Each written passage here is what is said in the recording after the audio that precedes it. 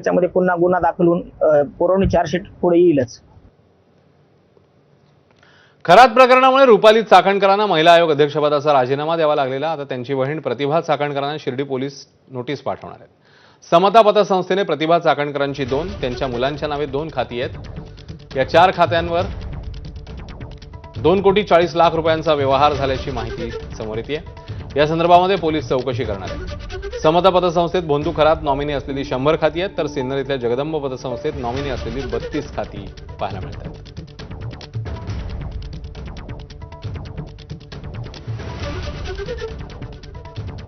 मुंबईच्या गोरेगावमधल्या संतोष नगरमध्ये शोभायात्रेवर हल्ला करणाऱ्या 11 आरोपींना दिंडोशी पोलिसांनी अटक केली.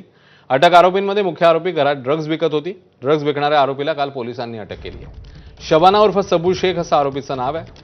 या आरोपीने ड्रग्ज विकून संतोष नगर परिसरात मोठं अनधिकृत साम्राज्य उभं केलं होतं. त्यामुळे बजरंग दलाच्या कार्यकर्त्यांनी आरोपीच्या घरावर तोडक कारवाईची मागणी केली आहे. पोलीस प्रशासनाने बजरंग दलाची विनंती मान्य करत मुख्य आरोपी शबानाच्या घरावर पोलीस बंदोबस्तात तोडक कारवाई केली. जी आमची मागणी होती ते आज पूर्ण होणार आहे. 1-2 दिवसापूर्वीचे थोडा डेमोलेशन झालेलं, बाकीच्या उरलेला आता आज होणार आहे. आणि जो मुख्य आरोपी होता ड्रग्ज माफिया, त्याची अटक सुद्धा काल झालेली आहे. आणि पोलिसांनी जसं म्हणजे आमची मागणी होती तसं सहकार्य केलं आहे. आणि त्याबद्दल आम्ही प्रशासनचं आणि पोलिसाचं सगळ्यांचा आभार विश्व हिंदू परिषद